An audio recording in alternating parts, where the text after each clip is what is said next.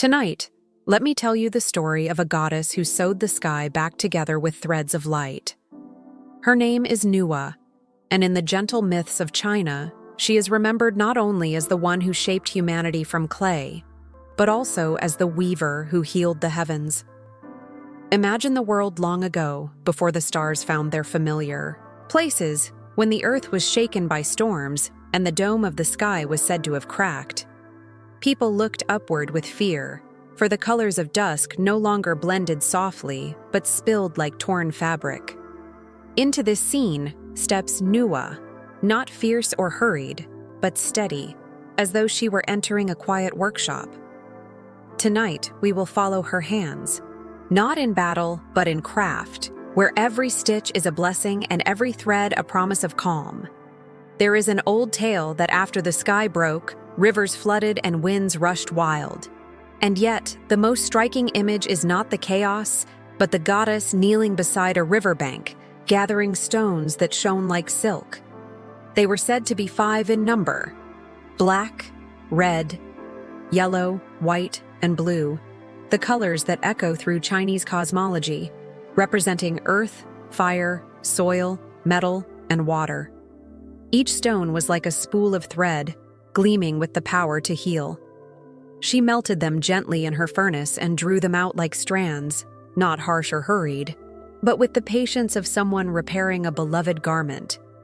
When I think of this story, I do not imagine thunder, but the sound of a needle sliding through cloth, a rhythm both protective and soothing. As she worked, mortals beneath her gaze felt their own breathing slow. Farmers whose fields had drowned sat by the embers of their hearths and listened to the faint shimmer above. Children, restless after nights of storm, found that their dreams grew quiet, painted with streaks of gentle color rather than fear.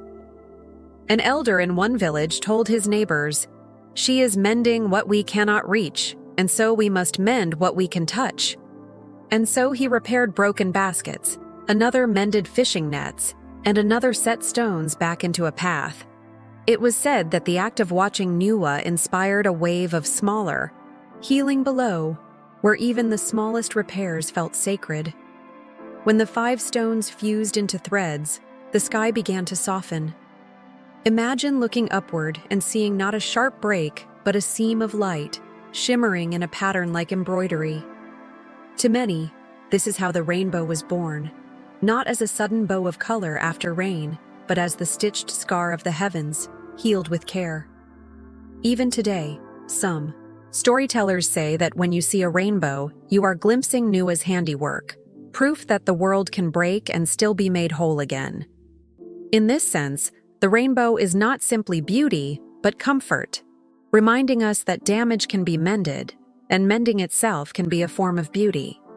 In one version of the story, Nüwa also placed the legs of a great turtle beneath the heavens to hold them steady. It sounds like a feat of power, but when told softly, it feels almost domestic. She noticed the ceiling sagging, and so she set supports beneath it, like a careful architect making sure the roof would not fall on her children.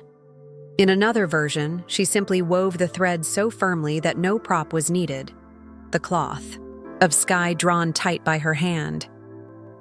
Variations like these remind us that myths live not in one telling but in many, each angle bringing out a different lesson. Whether she used stones, threads, or a turtle's strength, the heart of the story is the same. The world was broken, and she cared enough to repair it. As night deepened, people said the seams glowed with starlight. Each star might be imagined as a knot where her thread pierced the sky, tied firmly so it would not unravel. If you have ever seen a quilt with tiny knots across its surface, you can picture this cosmic fabric, not flawless, but secure and filled with warmth. Perhaps this is why stargazing has long been linked with dreaming. If the stars are her stitches, then to look up at them is to be covered by a vast blanket, assuring us that someone has tucked us in. There is an almost investigative curiosity here, one that scholars still explore. Did the myth of Nüwa inspire the weaving festivals of later ages? In the Qixi festival, Sometimes called the Chinese Valentine's Day, people remember the weaver girl Xinu and the cowherd, Nüwa, lovers separated by the Milky Way. On that night, women once showed their skill by threading needles under moonlight, a ritual of both patience and devotion. Some say this tradition echoes the memory of Nüwa herself, who first showed humanity that weaving was more than work, it was a way of keeping worlds together. While we cannot prove the link, the resemblance is tender, and perhaps the act of weaving always carries this deeper rhythm, to bind, to join, to heal. By the time Nüwa set down her tools, the storms had quieted, and the rivers returned to their beds. People emerged from their shelters and found the air calmer, the sky once more whole. They did not celebrate loudly, for the repairs were delicate, and gratitude is often better whispered than shouted. One child, watching the last glimmer of thread vanish into the dusk, asked her grandmother if the sky would break again. The elder smiled and said, "Even if it does, she has shown us how to mend. That is enough."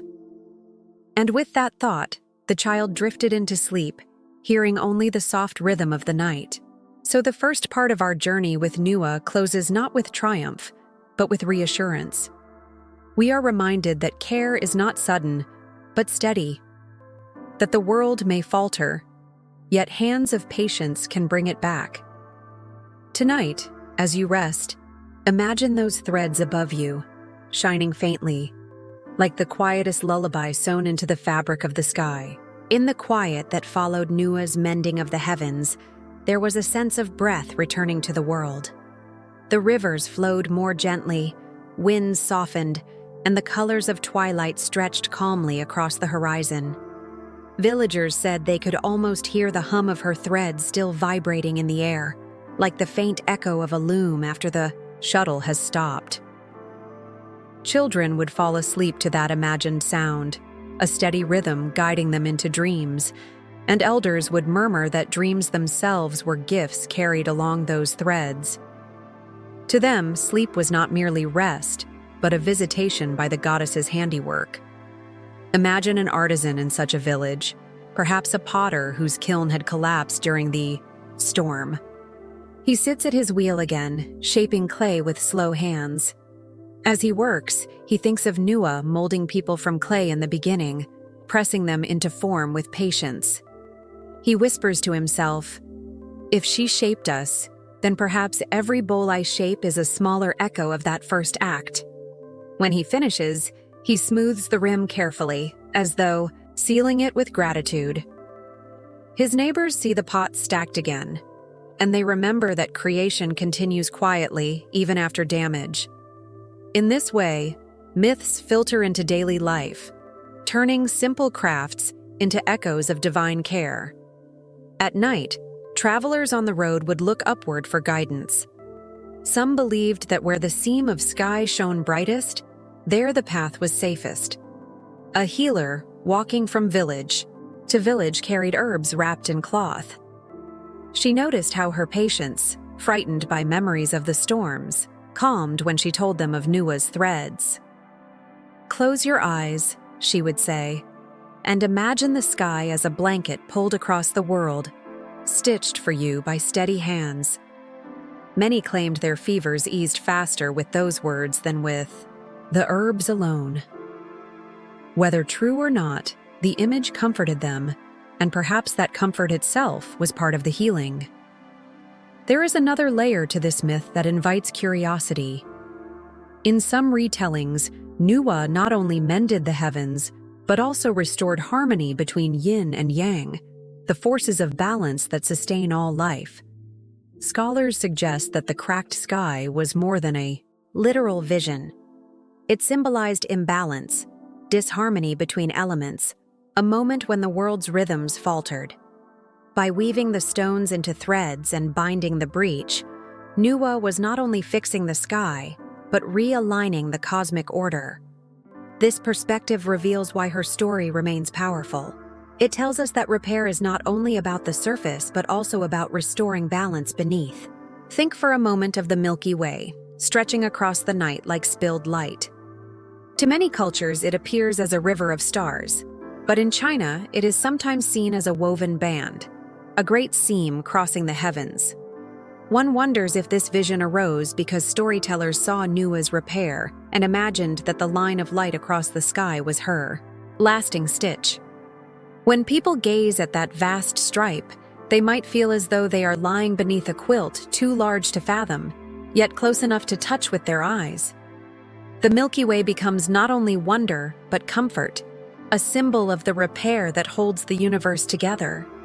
In villages near rivers, women at their looms used to whisper prayers to Nüwa when beginning new cloth.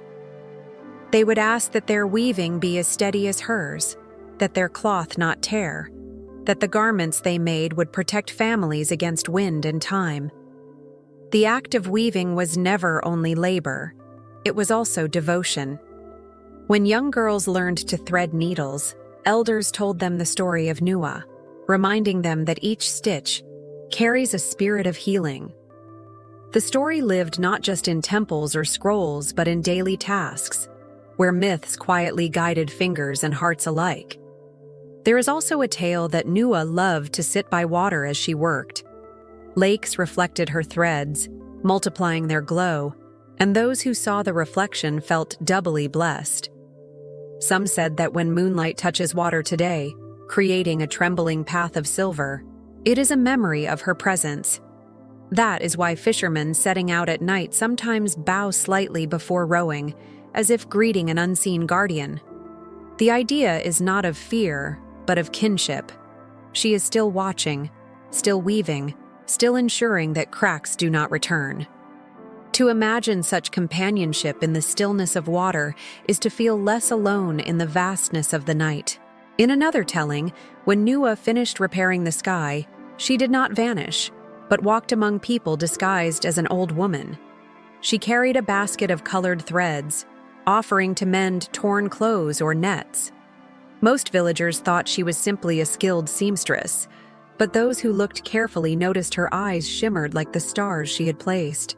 This variation, though less known, carries a tender message that the divine may dwell quietly among us, repairing small things while we imagine only great deeds. It suggests that care need not be grand to be sacred. As these stories spread, festivals of weaving grew more meaningful. On Kikshi night, women would thread 7 needles under the starlight, testing their skill and devotion. They were not only celebrating love, but honoring the art of joining what is separate, keeping what is fragile from unraveling. Some scholars see this as a continuation of Nüwa's myth, an echo of the goddess who joined the torn sky. The thought is soothing, that every thread drawn through cloth by human hands is a continuation of the same work, small stitches that mirror cosmic stitches, together forming a fabric strong enough to hold generations. By now, as the second part of our story settles, the storm is long past. Nüwa's threads have become part of the night itself, and people no longer fear the sky breaking. Instead, they live beneath it with quiet trust, knowing that even if cracks appear, the memory of repair remains. In the home of the potter, clay bowls rest safely by the hearth. In the cottage of the healer, herbs hang drying beside her door, and children sleep with calm dreams. The seamstress at her loom hums a tune as she works, thinking of the goddess whose hands once moved as hers now do. So this part ends in stillness, with threads stretched across heaven like a lullaby, written in light. And as the stars shine above, one cannot help but feel tucked in by their glow, as though Nüwa herself has sewn a blanket across the world for us all to sleep beneath. As generations passed, the story of Nüwa's threads remained, but it softened into a kind of lullaby shared in quiet evenings. Storytellers would sit by lantern light, their voices low, and speak not of disaster, but of the patient mending that followed. Children would lean against their parents, drowsy, listening to how the goddess once took colors of stone and wove them into the sky. The cracks were no longer frightening. They were distant memories, reminders that what is broken can be made whole. In this way, the myth transformed from warning into comfort, from a tale of fear to a song of reassurance. One such storyteller, an elderly woman, liked to compare the seams of the sky to the wrinkles on her own hands. "These lines," she would say, showing her palms to the children, "are not signs of breaking but of mending. Every time I sewed a garment for you, every time I stitched a blanket, another line grew here. They are the proof of care, just as the stars are proof of hers." The children would touch her hands with awe, and in that, touch the myth became part of family life, carried not only in words, but in gestures of tenderness. Travelers crossing mountains told of seeing bands of mist at dawn, stretched across valleys like pale cloth. They believed Nüwa had laid those veils to keep the earth warm through the night. Sailors at sea said that when the horizon turned red and gold, it was her, weaving finished for the day, threads catching sunlight before vanishing into blue. Farmers, too, found lessons in the story. If the goddess repaired what was torn, then they could repair their fields, sow seeds again, and wait with patience. For them, healing was not sudden but seasonal, and the goddess's work mirrored their own. In quieter circles, philosophers asked what the myth revealed about the heart of humanity. Was it that we are fragile, living under a sky that might break? Or was it that we are always held, always stitched into something larger than ourselves? They noted how often Chinese tradition honors the act of weaving, whether in ritual, poetry, or festival, and wondered if it all sprang from the image of Nüwa at her loom. Even if no answer could be proven, the question itself carried comfort, for to ask it was to feel part of a story older and greater than one's own life. Legends say that sometimes, on very still nights, one might hear the sky itself whisper. The sound is faint, like silk brushed by fingers, or like a flute played from a distant hill. Those who hear it say they sleep more deeply afterward, as though rocked by unseen hands. Perhaps it is only imagination, or perhaps it is the thread of myth still weaving through time. Either way, the effect is the same: hearts calm, breath steady, nights easier to bear. Myths may not need proof, for their truth lies in how they soothe. The rainbow remains the most visible sign of Nüwa's work. Children run to point at it, laughing, while elders remind them that it is more than color. It is the memory of healing. Couples walking hand in hand sometimes pause to watch, and they say softly, "It is her seam." Even modern poets have written verses about rainbows as stitches holding the world. In this way, a myth born thousands of years ago continues to inspire new images, new meanings, new comfort.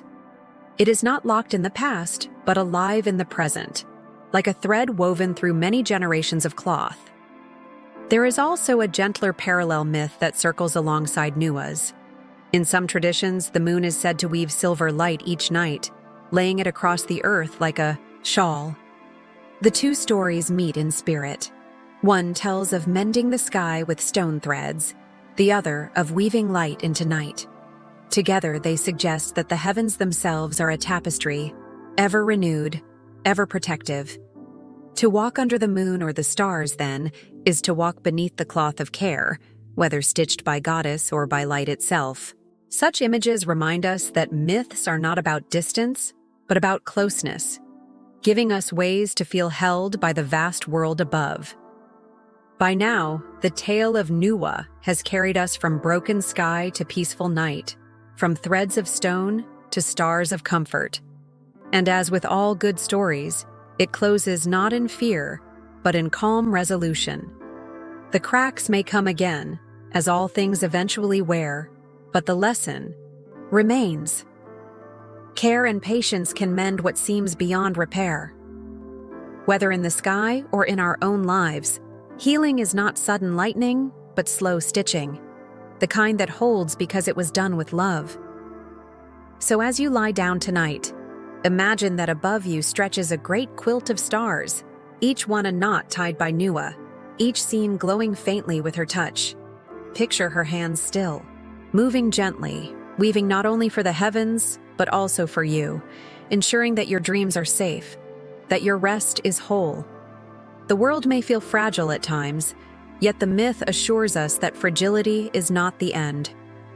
It is only the place where threads can begin, where healing can start, where care can be shown. And now, as our story draws to a close, let the threads of sound and light fold around you. Let the sky's repaired fabric be your blanket, the stars your lanterns, the night breeze your lullaby. In the myth of Nüwa, we find not only cosmic wonder, but also personal comfort. The assurance that what is broken can be restored, that we are never beyond mending, that the universe itself has been stitched with care. Good night, dear listener.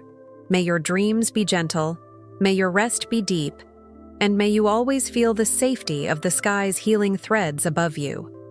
If you enjoyed this bedtime story, remember to subscribe for more nights of myth and calm.